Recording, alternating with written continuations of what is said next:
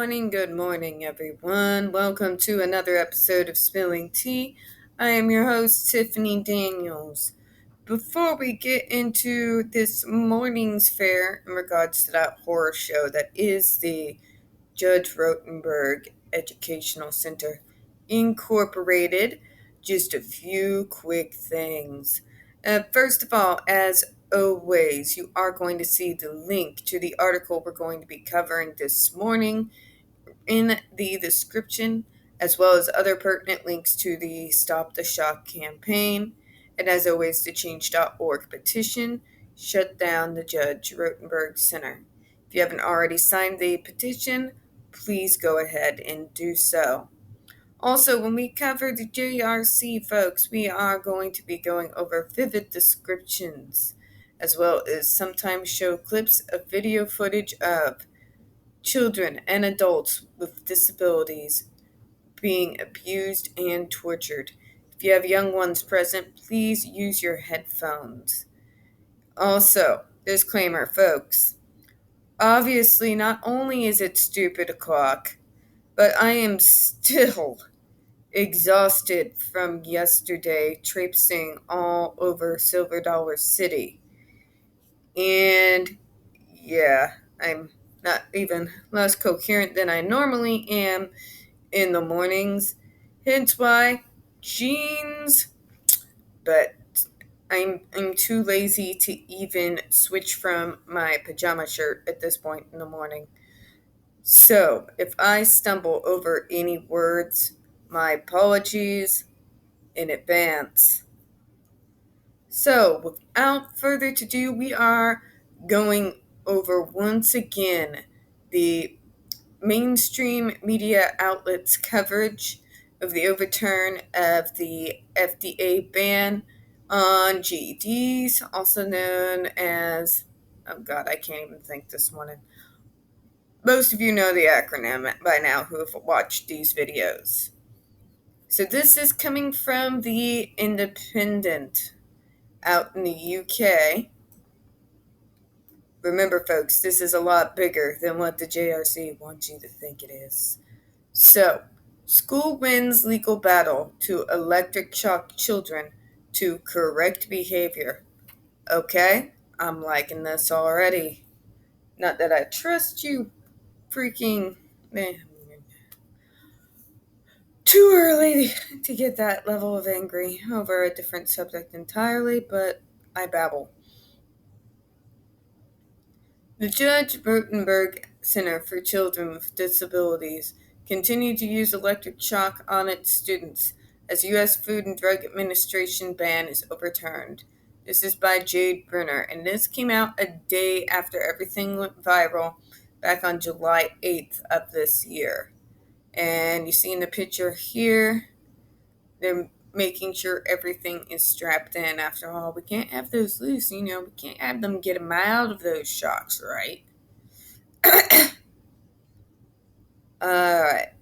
A federal court of appeals ruled Tuesday that a Massachusetts school for children with disabilities can continue administering electric shocks to its students.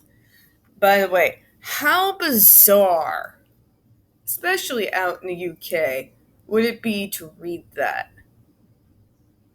Like, you would have to think, like, what planet did I wake up to this morning? Right?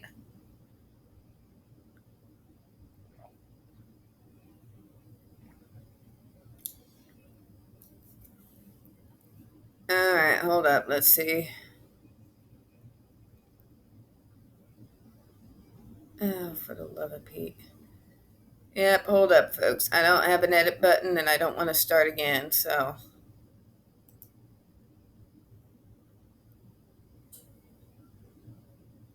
You're going to have to watch me do this.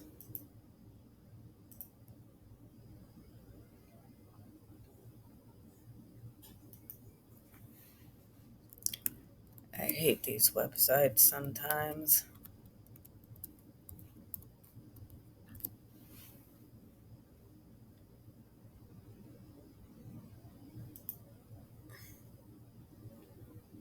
Oh, for the love of Pete, what else does it want?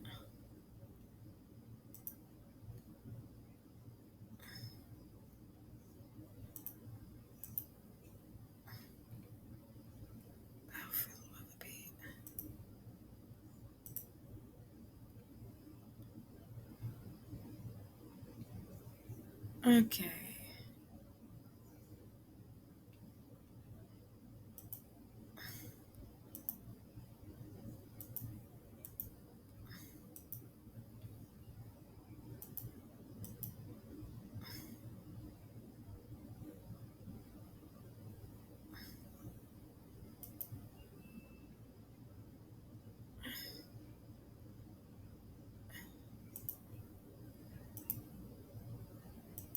All right, folks, bear with me. I'm sorry.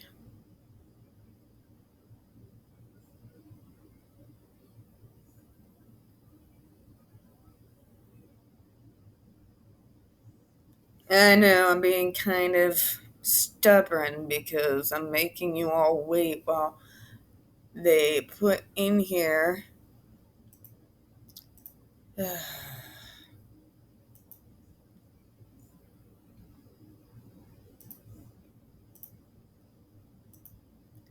This is why I do things at stupid o'clock in the morning, folks.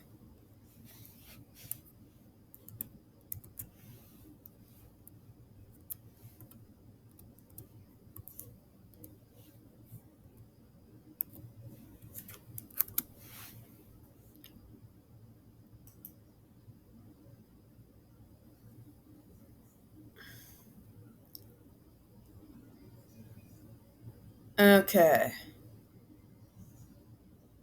Now, let's see. Okay, very good. Now we can get back to where we were. The U.S. Food and Drug Administration had previously banned electric shock treatment used at the Judge Rotenberg Center, Canton. The institution created for controversial treatment to correct aggressive or self harming behavior in adults and children. Or so they say. They love to use that line so much. And we all know what they consider aggressive and self injurious behavior. Can't have us blinking now, right? God.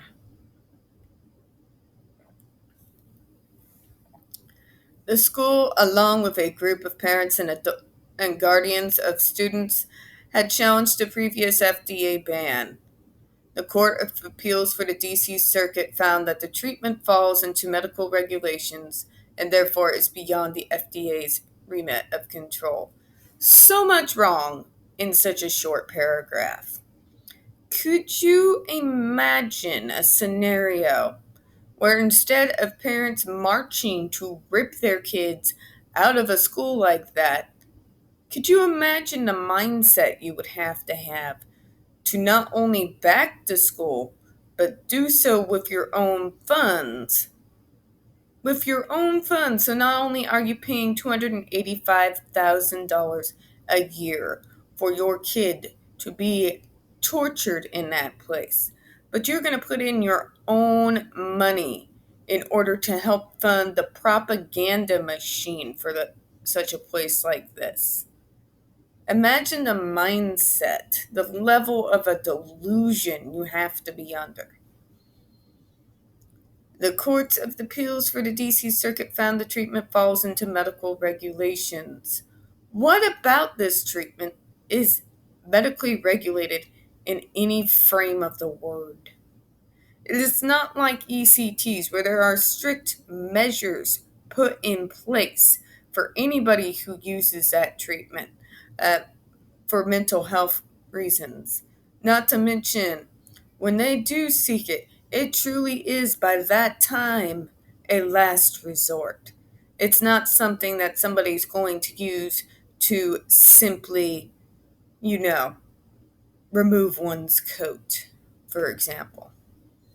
So much wrong with that one paragraph. Again, when they say that the FDA has no right to interfere with medical treatments, then why do they have the authority to approve or disapprove of vaccines, medications? You got to make up your mind here. Either they have the authority to intervene when it comes to medical practice, when we're talking about prescription drugs, for example, or they don't. Just saying. Okay, moving on. With the treatment, these residents can continue to participate in enriching experiences. It's so enriching to be tortured, isn't it? The life lessons you learn. Oh, they'll stay with you forever. Yeah, the torture will. It's called PTSD. That's the kind of enriching in my life that I really didn't need. I know for a fact that they didn't need it. Yeah, I have PTSD. I did not go to the schools, and an entirely different thing, but you get where I'm going with that.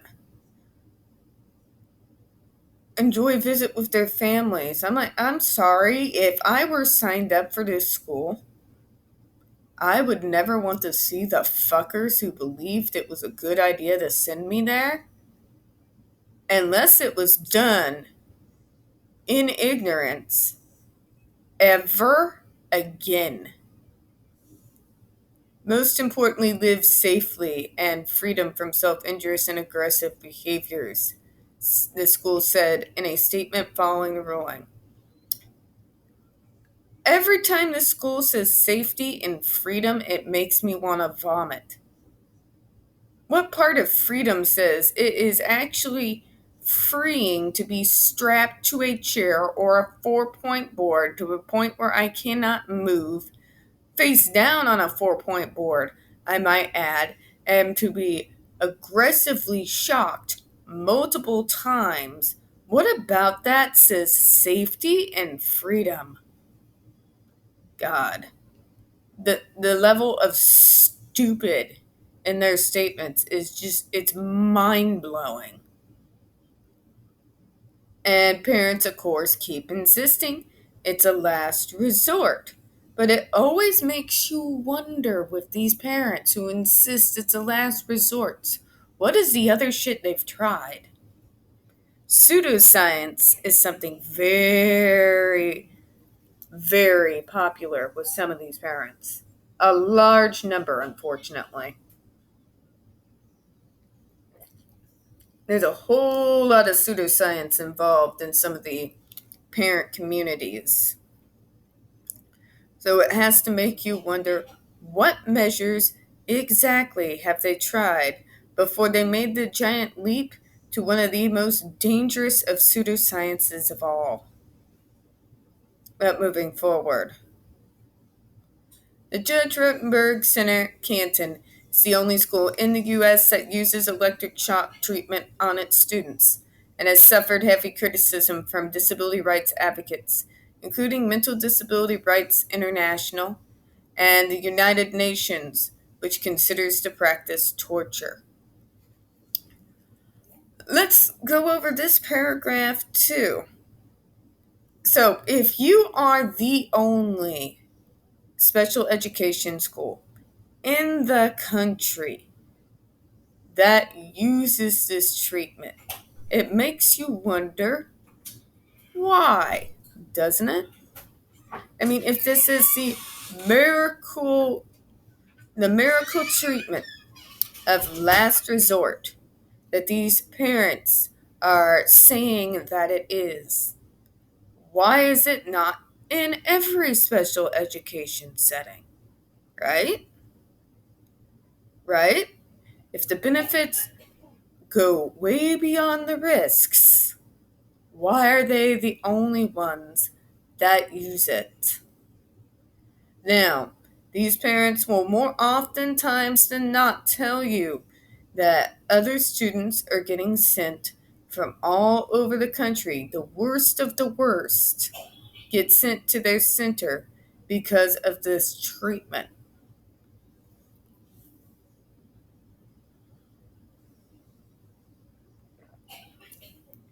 Let me tell you a little fact, and you've heard me say it on this channel before. 82%, 87% of the students that are right now at the JRC are minority students. They pray upon communities whose parents can't necessarily afford to be sending their kids to special schools.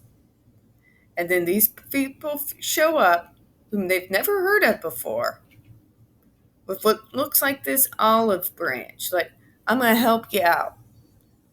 I'm going to take your kid on. We'll never expel your child. We're going to do this, this, and this for them. But in order for us to do this, this, and this, I'm going to need you to sign on this dotted line. And the few parents do. They do. Because they have no idea, like Cheryl McCollins had no idea what it was they really do to these kids. They have no idea, and they don't want to know. They don't want to know. Okay. Also, the United Nations considers to practice torture. I know you have it in quotes, but here's the thing. When you have a special repertoire on torture, this is their job. They study torture from places all over the world, day in and day out, to find out if a situation merits to be said of it that it violates international conventions on torture all around the world. And that is exactly what they said about the JRC, that it violates multiple international laws on human rights and conventions against torture. So, just saying.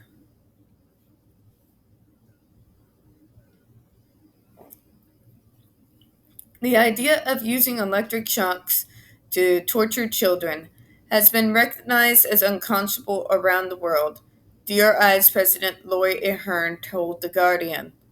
The real torture is that these children are subjected to if they don't have this program, Institute and founder Matthew Israel previously said to ABC News. Matthew Israel is the guy who always presents to you this bleak situation. And here's what I mean by that. He always says that these are the worst of the worsts, the dregs, if you will. Thanks, fucker. I'll show you dregs. And he only presents to you one of two solutions. Either to drug us to the gills, or that we use his treatment and we'll get betters. It's just a little bee sting. Bee sting my ass. We've all heard those screams from Andre McCollins. Does that sound like a bee sting to you? And the bee sting's like, oh, ow. That is not what we heard. We heard guttural, horrific screams. Okay? And you're going to tell me the real torture, but you'll be doped up and restrained. No, dumbass. There's reasons why there's checks and balances in place when it comes to medication. Certainly a lot more checks and balances than your school uses to decide whether or not it's okay to torture someone. But moving on. Look, that I told you. They're drugged up to the gills with drugs that cause them to be so sedated that they essentially sleep all day. All right, Matthew Israel. Let me give you an example. Myself as a child. You see, I wasn't sent to your little school. I was assessed first and second grade. I was given medication. And you know what? even though it was the incorrect diagnosis at the time. They highly monitored, at least in the beginning, that medication. I was not doped up to the gills, okay? I was given medication, and no, it did not make me sleep at all day. In fact, it had kind of the exact opposite effect. It helped me focus. But no, I'm not talking about that hyper focus that all of us is known for. This actually allowed me to focus while still keeping in mind my surroundings. I was not doped up to the gills. I was actually more present, more aware, and more able to engage with what is going on in the classroom at the time than before I had the pills. So, yeah, it's not the situation he presents to you, I promise that. And then there will be people who say, well, you're not as severe.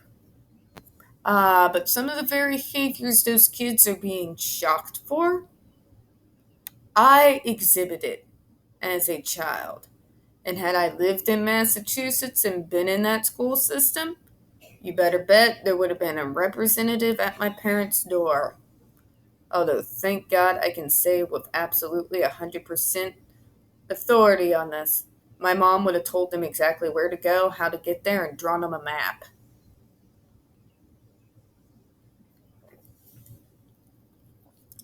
There are around 300 students, including 48 overnight residents, at the Judge Rotenberg Center. According to Massachusetts News, about 55 of these are approved for the graduated electronic decalator shock devices, which remotely administer a powerful shock to the wearer's skin. That is designed to be painful. Your own words, Matthew Israel. One of our clients of ours is a woman who hit her head against the wall so many times that her retinas were detached, said Attorney Max Stern, who represents the parents and guardians at the Judge Rotenberg Center. We've gone over this case before. Why was she doing it? Do you even know? Did any of you try to find out? Or were you just more than happy to either A, assume she'd be drugged to the gills, or B, well, let's shock her? You can never solve a problem if you don't get to the root of exactly what the problem is. What is the underlying problem? You think, like, did you all go to medical school at all? You want to try disabled kids and people with mental illness, but you're not even going to do so much as take Psych 101? Just saying.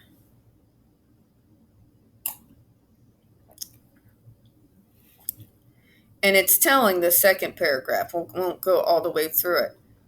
She was able, it's just, she went to other institutions, but not until she got here was she able to get it under control. That's their problem. All these places care about is taking care of the behavior. They don't give a damn what is behind the behavior. They don't actually want you to heal. No. So, all they will do is treat the symptoms so you keep coming back and back again. Just saying. Back and back to be tortured. God, I'd rather be dead.